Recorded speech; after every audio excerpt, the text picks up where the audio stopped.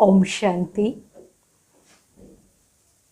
आज हम सुनेंगे प्यारे बाबा की मधुर महावाक्य 22 फरवरी 2022।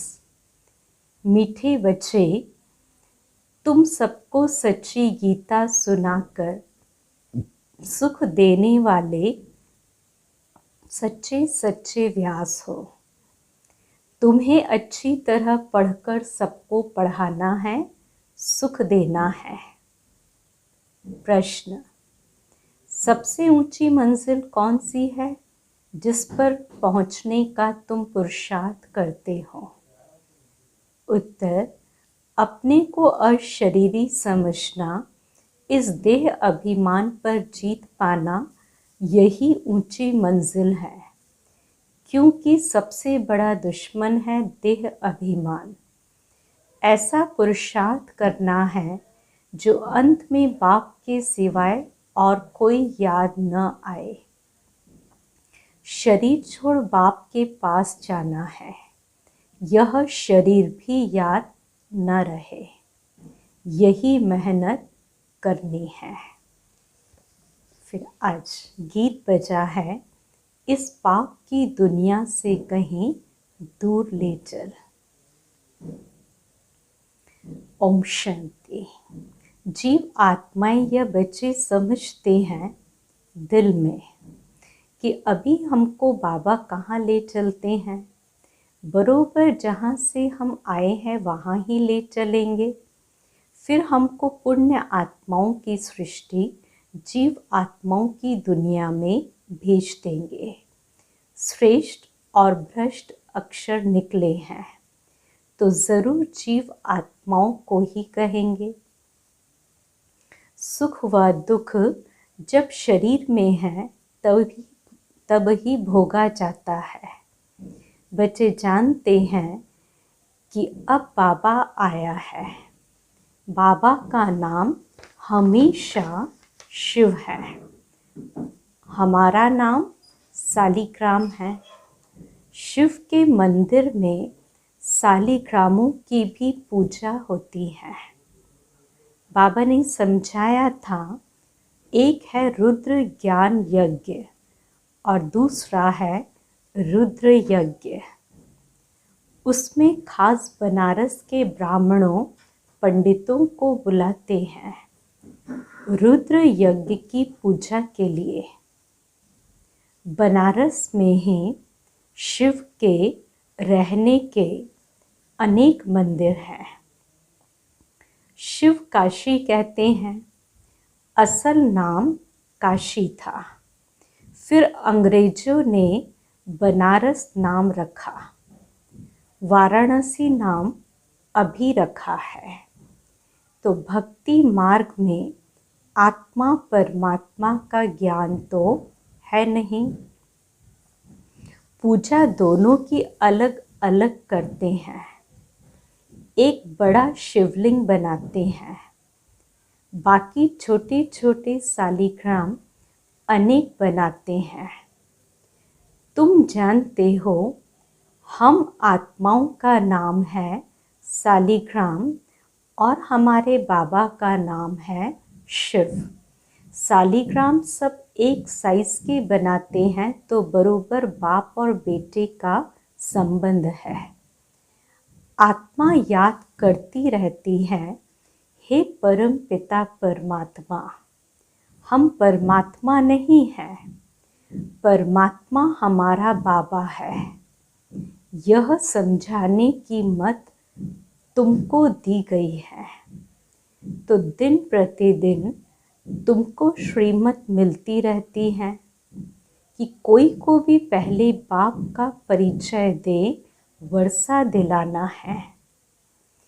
पहले तुमको सिद्ध करके समझाना है कि वह निराकार बाप है। यह प्रजापिता साकार है और वर्षा निराकार से मिलता है। अब बाप समझाते हैं, मेरा एक ही शिव नाम है, दूसरा कोई मेरा नाम नहीं। सभी आत्माओं के शरीर के नाम अनेक है।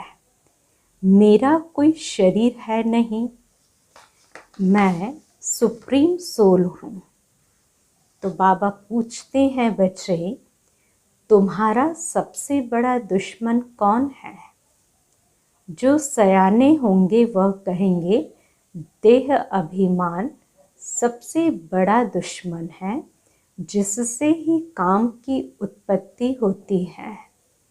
देह अभिमान को जीतने में बड़ी मुश्किलात होती है। देही अभिमानी बनने में ही मेहनत है। जन्म जन्मांतर तुम देह के संबंध में चले हो। अब जानते हो बरोबर मैं आत्मा अविनाशी हूँ, जिसके आधार से यह शरीर चलता है। रिलीजियस माइंडेड जो भी हैं वह समझते हैं कि हम आत्मा हैं, देह नहीं है।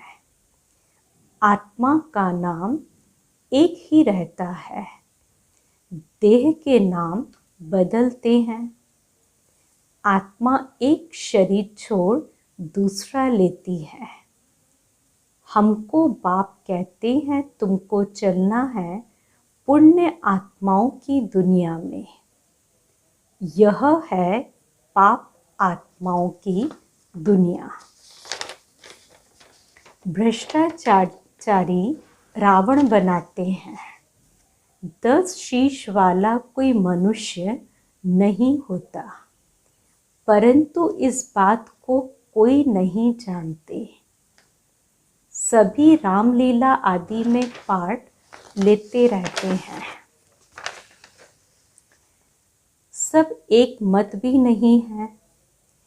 कोई कोई इन सब बातों को कल्पना समझते हैं, परंतु यह नहीं जानते कि रावण भ्रष्टाचारी को कहा जाता है। पराई स्त्री को चुराना यह भ्रष्टाचार है ना। इस समय सब भ्रष्टाचारी हैं, क्योंकि विकार में जाते हैं। जो विकार में न जाए उनको निर्विकारी कहा जाता है। वह है राम राज्य, यह है रावण राज्य। भारत में ही राम राज्य था। भारत सबसे प्राचीन था। पहले नंबर में सृष्टि पर सूर्यवंशी देवी देवताओं का झंडा बुलंद था। उस समय चंद्रवंशी भी नहीं थे। अभी तुम बच्चों का यह सूर्यवंशी झंडा है। तुमको मंजिल का पता लगा है, फिर भूल जाते हो। स्कूल में बच्चा कभी एम ऑब्जेक्ट को भूल नहीं सकता। स्टूडेंट टीचर को वह पढ़ाई को कभी भूल नहीं सकता, और यहाँ फिर भूल जाते हैं। कितनी बड़ी पढ़ाई है। 21 जन्मों के लिए राज्य भाग्य पाते हो। ऐसे स्कूल में कितना अच्छा और रोज़ाना पढ़ना चाहिए। इस कल्प अगर नापास हुए तो कल्प कल्प नापास होते ही रहेंगे। फिर कभी भी पास नहीं होना है। तो कितना पुरुषार्थ करना चाहिए, श्रीमत पर चलना चाहिए। श्रीमत कहती है अच्छी रीति धारण करो और कराओ। अगर ईश्वरीय डायरेक्शन पर नहीं चलेंगे तो ऊंच पद भी नहीं पाएंगे। अपने दिल से पूछो, हम श्रीमत पर चल रहे हैं। अपने को मियाँ मिट्टू नहीं समझना है। अब अपने से पूछो तो जैसे ये ब्रह्मा सरस्वती श्रीमत पर चलते, हम ऐसे चल रहे हैं। पढ़कर और पढ़ाते हैं, क्योंकि तुम सच्ची सच्ची गीता सुनाने वाले व्यास हो। वह व्यास नहीं कि जिसने गीता लिखी है। तुम इस समय सुखदेव के बच्चे, सुख देने वाले व्यास हो। सुखदेव शिव बाबा गीता का भगवान है। तुम उनके बच्चे व्यास हो, कथा सुनाने वाले। यह स्कूल है। स्कूल में बच्चे की पढ़ाई से नंबर का मालूम पड़ जाता है। वह है प्रत्यक्ष और यह है गुप्त। यह फिर बुद्धि से जाना जाता है कि हम किस लायक हैं, किसको पढ़ाने का सबूत मिला है।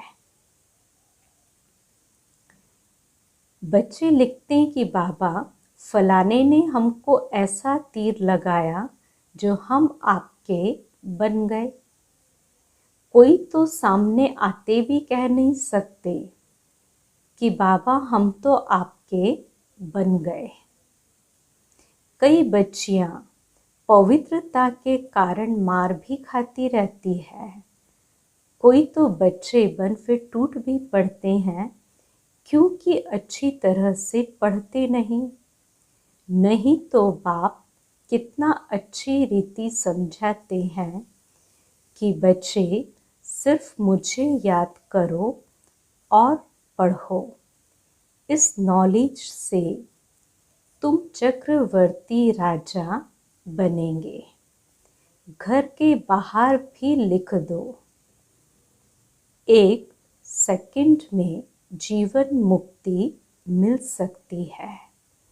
जनक मिशन 21 जन्मों के लिए। तो 1 सेकंड में तुम विश्व के मालिक बन सकते हो। विश्व के मालिक तो ज़रूर देवताएं ही बनेंगे ना। सो भी नई विश्व, नया भारत। जो भारत नया था सो अब पुराना हो गया है। तो सिवाय भारत के और कोई खंड को नया नहीं कहेंगे। अगर नया कहेंगे तो फिर पुराना भी कहना पड़ेगा। हम फुल नए भारत खंड में जाते हैं। भारत ही 16 कला संपूर्ण बनता है और कोई खंड फुल मून हो न सके। वह तो शुरू ही आधा से होता है। तो कितने अच्छे अच्छे राज हैं। हमारा भारत ही सचखंड कहलाया जाता है। सच के पीछे फिर झूठ भी है। भारत पहले फुल मून होता है, पीछे तो अंधियारा हो जाता है। पहला झंडा है हेवन का। गाते भी हैं पैराडाइज था। हम अच्छी तरह से समझा सकते हैं क्योंकि हमको सारा अनुभव है। सत्युग त्रेता में हमने कैसे राज्य किया, फिर द्वापर कलयुग में क्या हुआ, यह सब बुद्धि में आने से कितनी खुशी आनी चाहिए। सत्युग को सोझरा और कलयुग को अंधियारा कहा जाता है। तब कहते हैं ज्ञान अंजन सतगुरु दिया। बाबा ने कैसे आकर तुम अबलाओं माताओं को जगाया है। साहूकार तो कोई मुश्किल ही खड़ा होता है। इस समय सचमुच बाबा गरीब निवाज हैं। गरीब ही स्वर्ग के मालिक बनते हैं, साहूकार नहीं। इसका भी गुप्त कारण है।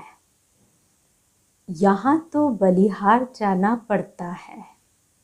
गरीबों को बलिहार जाने में देरी नहीं लगती है, इसलिए सुदामा का मिसाल गाया हुआ है। तो तुम बच्चों को अब रोशनी मिली है, परंतु तुम्हारे में भी नंबरवार है और सबकी ज्योत उछाई हुई है। इतनी छोटी सी आत्मा में अविनाशी पाठ नूंधा हुआ है। वंडर है ना? यह कोई साइंस की शक्ति नहीं है। तुमको अब बाबा से शक्ति मिलती है। बरोबर यह अविनाशी चक्र है जो फिरता रहता है। इनका कोई आदि अंत नहीं है। नया कोई यह बातें सुने तो चक्री में आ जाए। यहाँ 10-20 वर्ष वालों को भी पूरा समझ में नहीं आता है, न किसको समझा सकते हैं। तुमको पिछाड़ी में सब पता पड़ जाएगा कि फलाना फलाने के पास जन्म लेगा, यह होगा। जो महावीर होंगे उन्हों को आगे चलकर सब साक्षात्कार होते रहेंगे। पिछाड़ी में तुमको सतयुग के झाड़ बहुत नज़दीक दिखाई पड़ेंगे। महावीरों की ही माला है ना। पहले 8 महावीर, फिर है 108 महावीर। पिछाड़ी में बहुत फर्स्ट क्लास साक्षात्कार होंगे। गाया भी हुआ है, परम पिता परमात्मा ने बाण मरवाए। अब नाटक में तो बहुत बातें बनाई हैं, वास्तव में यह स्थूल बाणों की बात नहीं। कन्याएं माताएं बाणों से क्या जाने। वास्तव में यह है ज्ञान बाण, और इन्हों को ज्ञान देने वाला बरोबर परम पिता परमात्मा है। कितनी वंडरफुल बातें हैं। परंतु बच्चों को एक ही मुख्य बात घड़ी घड़ी भूल जाती है। सबसे कड़े ते कड़ी भूल होती है जो देह अभिमान में आकर अपने को आत्मा निश्चय नहीं करते। सच कोई नहीं बतलाते। सच तो कोई आधा घंटा भी सारे दिन में मुश्किल याद में रह सकते हैं। कोई को समझ में भी नहीं आता कि योग किसको कहा जाता है। मंजिल भी बहुत ऊंची है। अपने को अशरीरी समझना है। जितना हो सके उतना पुरुषार्थ करना है। जो पिछाड़ी के समय कोई भी याद न पड़े। कोई तत्वज्ञानी ब्रह्मज्ञानी अच्छे होते हैं तो गद्दी पर बैठे बैठे समझते हैं कि हम तत्व में लीन हो जाएंगे। शरीर का भान नहीं रहता है। फिर जब उनका शरीर छूटता है तो आसपास सन्नाटा हो जाता है। समझते कि कोई महान आत्मा ने शरीर छोड़ा है। तुम बच्चे याद में रहेंगे तो कितनी शांति फैलाएंगे। यह अनुभव उन्हों को होगा जो तुम्हारे कुल के होंगे। बाकी तो मच्छरों सदृश मरने वाले हैं।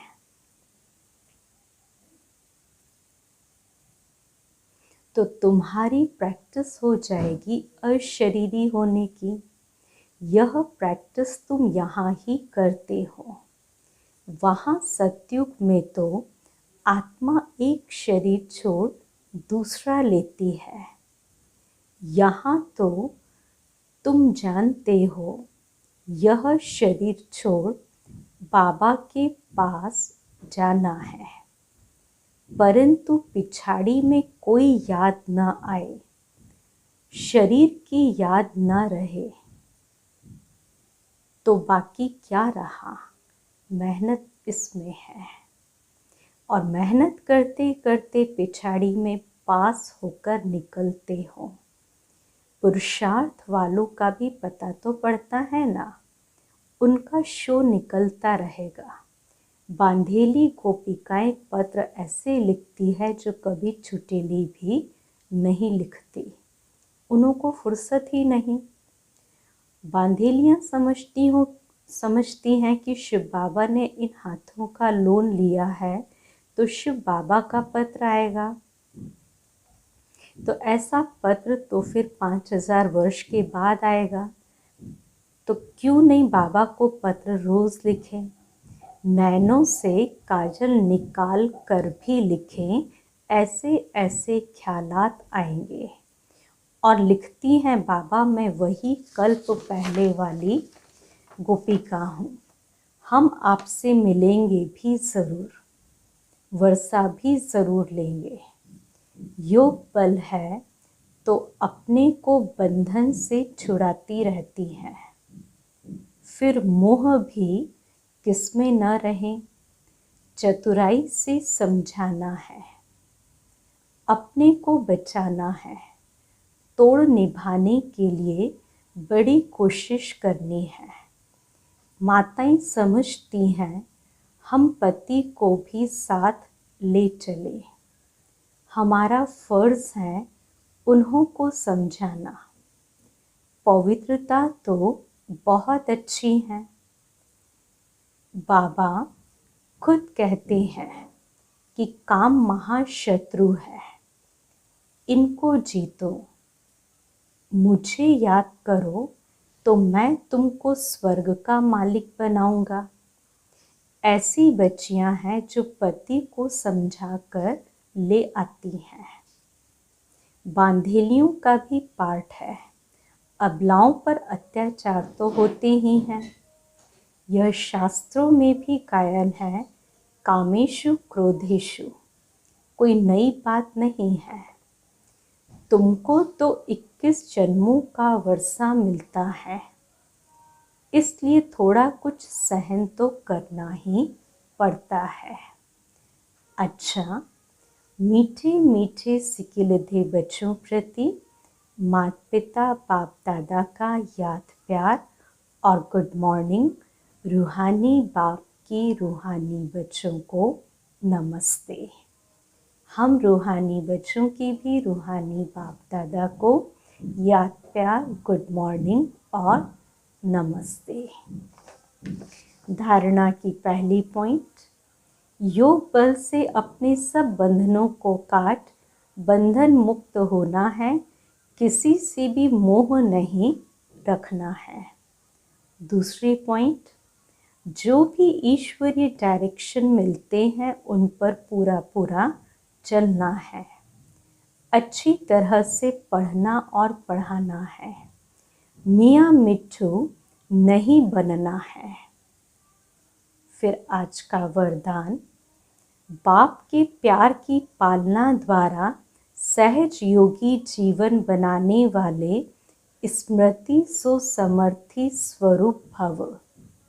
सारे विश्व की, इसका डिटेल, सारे विश्व की आत्माएं परमात्मा को बाप कहती है, लेकिन पालना और पढ़ाई के पात्र नहीं बनती है।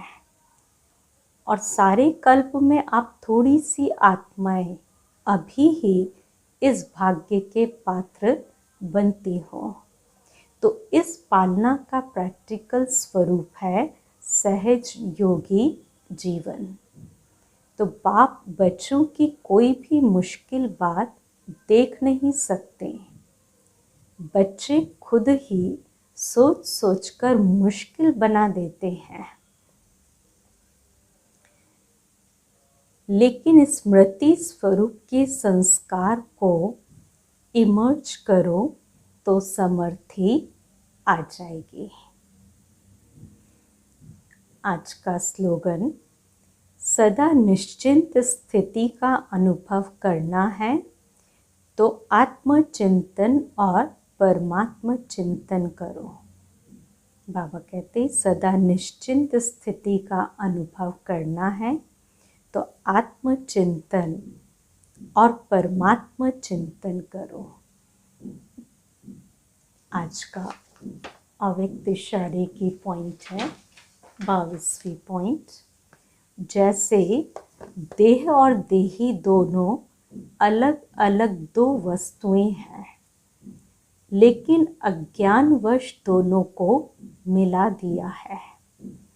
मेरे को मैं समझ लिया है और इसी गलती के कारण इतनी परेशानी, दुख और अशांति प्राप्त की है।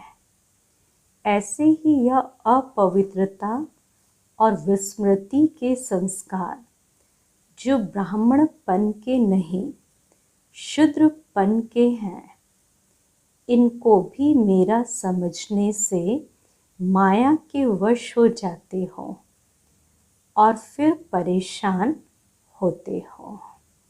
अच्छा, ओम शांति।